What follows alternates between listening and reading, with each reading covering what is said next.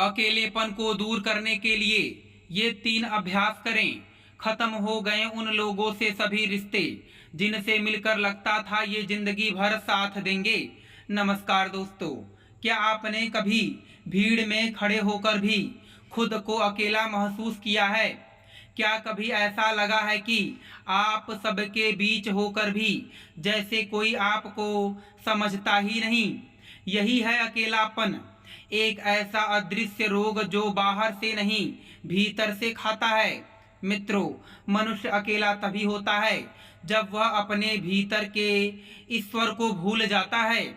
जब मन भटकता है, संबंध टूटते हैं और हम अपने मन की गहराइयों से कट जाते हैं, तब जन्म होता है उस आंतरिक रिक्तिका का जिसे हम अकेलापन कहते हैं। लेकिन इसका इलाज भी वही है, हमारे भीतर, जहां ईश्वर हर पल हमारी प्रतीक्षा करता है। मित्रों, परमहंस योगानंद जी के जीवन में भी ऐसे क्षण आए जब वे दुनिया से कटे हुए थे, एक गहरे शून्य में, लेकिन उन्होंने पाया कि अकेलापन ईश्वर की पुकार हो सकता है।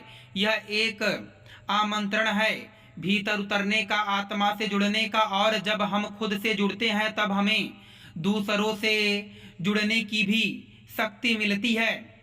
अकेलापन क्या केवल एक मानसिक अवस्था है या यह आत्मा की एक चेतावनी है? योगानंद जी इसे केवल मन की कमजोरी नहीं मानते। वे कहते हैं कि जब आत्मा अपने सच्चे स्वरूप से, अपने स्रोत से, योनि परमात्मा से कट जाती है, तभी मनुष्य को एक गहराई से खालीपन महसूस होता है। यह खालीपन बाहर के लोगों से नहीं भरता। मित्र, परिवार, भीड़ सब होते हुए भी कुछ अधूरा सा लगता है। यह अधूरापन इस बात का संकेत है कि हमारी चेतना, हमारी आत्मा हमें भीतर बुला रही है। परमहंस योगानंद जी समझते हैं कि जब मनुष्य इस संसार के बाहरी आकर्षण में उलझ जाता है, तब उसका संबंध अपने अंतर मन से टूटने लगता है और वही असली अकेलापन जन्म लेता है। वास्तव में यह अकेलापन आत्मा की पुकार है, मुझे जानो, मेरी ओर लौटो। अगर हम इस संकेत को समझ जाएं तो यह अकेलापन हमें गिराने के बजाय उठाने का कारण बन सकता है। यह एक अवसर है भीतर जाने का, ध्यान की ओर बढ़ने का, आत्मा से मिलन का। इसलिए परमहंस योगानंद जी कहते हैं, तुम जितने गहरे अपने भीतर जाओगे उतने ही कम अकेले रहोगे। मित्रों, अगले भाग में हम जानेंगे ध्यान और आत्मचिंतन से कैसे हम अकेलेपन को धीरे धीरे प्रेम में बदल सकते हैं। योगानंद जी कहते हैं कि ध्यान वह पुल है जो मनुष्य को अकेलेपन से परम प्रेम तक ले जाता है। जब मनुष्य संसार से निराश होता है, जब सभी संबंध खोखले लगने लगते हैं, तब वही क्षण सर्वोत्तम होता है भीतर जाने का। ध्यान का अर्थ है स्वयं की अंतरात्मा से साक्षात्कार। यह कोई जटिल साधना नहीं बल्कि सरल मौन है, जहां हम खुद को, अपने विचारों और परमात्मा की उपस्थिति को अनुभव करते हैं। योगानंद जी का मानना था कि जब हम नियमित ध्यान करते हैं तो हमारे भीतर की रिक्तिका धीरे धीरे भरने लगती है, क्योंकि उसमें ईश्वर का प्रकाश उतरने लगता है। वे कहते हैं, सच्चा ध्यान अकेलेपन को प्रेम में बदल देता है। ऐसा प्रेम जो किसी बाहरी संबंध पर निर्भर नहीं होता। यह प्रेम आत्मा का होता है जो शाश्वत है, अडिग है और हर समय उपलब्ध है। ध्यान हमें यह सिखाता है कि हम वास्तव में कभी अकेले नहीं थे। ईश्वर सदा हमारे साथ है, बस हमने उसकी ओर देखना बंद कर दिया था। परमहंस योगानंद जी ने अपने जीवन में अनेक बार बताया कि जब वे ध्यान में बैठते थे तो उन्हें ऐसा लगता था जैसे पूरा ब्रह्मांड उन्हें आलिंगन कर रहा हो। मित्रों, क्या आप भी इस आलिंगन को अनुभव करना चाहेंगे? अगले भाग में हम जानेंगे परमहंस योगानंद जी के द्वारा बताए गए 3 सरल ध्यान अभ्यास जो अकेलेपन को प्रेम में बदल सकते हैं। परमहंस योगानंद जी ने ध्यान को जटिल नहीं बल्कि आत्मा की एक स्वाभाविक अवस्था बताया है। उन्होंने ऐसे 3 सरल अभ्यास सुनाए जिन्हें कोई भी व्यक्ति अपने दैनिक जीवन में अपनाकर धीरे धीरे अकेलेपन से मुक्ति पा सकता है। पहला अभ्यास है सामान्य श्वास पर एकाग्रता। शांत होकर बैठ जाइए और केवल अपने सांसों के आवागमन को महसूस कीजिए। यह आपको वर्तमान में लाता है और विचारों की भीड़ से बाहर निकालता है।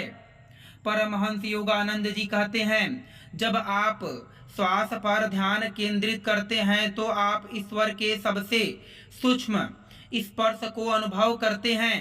दूसरा अभ्यास है ओम ध्वनि का मानसिक जाप। बिना उच्चारण किए मन में लगातार ओम ओम का कंपन बनाए रखें। यह ध्वनि पूरे ब्रह्मांड में गूंज रही है और जब आप इससे जुड़ते हैं तो एक गहरा सुकून आपके भीतर उतरने लगता है। और तीसरा अभ्यास है हृदय में ईश्वर की उपस्थिति का ध्यान करना। अपनी छाती के मध्य में प्रकाश की एक ज्योति की कल्पना करें, जैसे परमात्मा स्वयं वहां विराजमान हो। उनसे बात करें, अपनी भावनाएं प्रकट करें जैसे किसी सबसे प्रिय मित्र से कर रहे हों। योगानंद जी कहते हैं, ईश्वर को बुलाइए जैसे एक बच्चा माँ को पुकारता है, सरलता से, सच्चाई से, बिना किसी दिखावे के। जब आप इन तीनों में से किसी भी एक अभ्यास को नियमित रूप से करते हैं तो धीरे धीरे अकेलापन एक मधुर एकांत में बदल जाता है, जहां केवल आप और ईश्वर होते हैं। मित्रों, अगले भाग में जानेंगे योगानंद जी ने कैसे अकेलेपन को आत्म साक्षात्कार का द्वार बना दिया। योगानंद जी के जीवन में भी ऐसे कई क्षण आए जब वे पूरी तरह अकेले थे, भौतिक रूप से, मानसिक रूप से और सामाजिक रूप से भी। बचपन में जब उनका आध्यात्मिक झुकाव बढ़ा तो लोग उन्हें पागल समझने लगे। किशोरावस्था में जब वे हिमालय जाना चाहते थे तो परिवार ने उन्हें रोकने की बहुत कोशिश की, लेकिन उन्होंने अपने अकेलेपन को एक दुख नहीं बल्कि एक अवसर में बदला। वे कहते हैं, जब कोई साथ ना दे तब समझो ईश्वर तुम्हें अपने पास बुला रहा है। इस बुलावे को उन्होंने अनसुना नहीं किया। वे अकेले ही ईश्वर की खोज में निकल पड़े। उन्हें ना किसी की स्वीकृति चाहिए थी, ना सहारा, और यहीं से शुरू हुई उनकी आत्म साक्षात्कार की यात्रा। उन्होंने अपने भीतर एक ऐसी दिव्यता को महसूस किया जो हर बार उन्हें कहती थी, तुम अकेले नहीं हो, मैं हूँ तुम्हारे साथ, तुम्हारे हृदय में। यही अनुभव उन्हें ध्यान के माध्यम से पाया।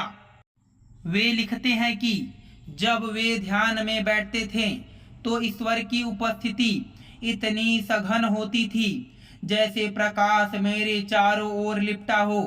उस परम अनुभव के आगे दुनिया की सारी संगति फीकी लगती थी। परमहंस योगानंद जी ने अकेलेपन को भाग्य का लेखा नहीं बल्कि आत्मा का निमंत्रण माना है। वे कहते हैं, अकेलापन ईश्वर द्वारा भेजा गया आमंत्रण पत्र है जिससे वह कहता है, अब मेरी ओर आओ। मित्रों, अगले भाग में हम जानेंगे कैसे आध्यात्मिक जीवन जीकर हम हर संबंध में गहराई और सच्चाई ला सकते हैं, चाहे हम अकेले हों या नहीं।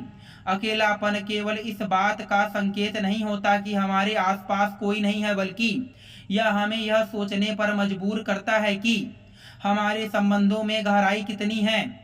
योगानंद जी कहते हैं कि संबंध तब तक खोखले रहते हैं जब तक आत्मा उनमें नहीं उतरती। बहुत से लोग अपने जीवन में कई रिश्ते निभाते हैं, माता पिता, जीवन साथी, मित्र, सहकर्मी, लेकिन फिर भी अकेले रहते हैं क्योंकि उन संबंधों में आत्मिक जुड़ाव नहीं होता है। दोस्तों, मैं उम्मीद करता हूं कि आप समझ गए होंगे अकेलेपन को दूर करने के लिए हमें कौन कौन से उपाय करने चाहिए।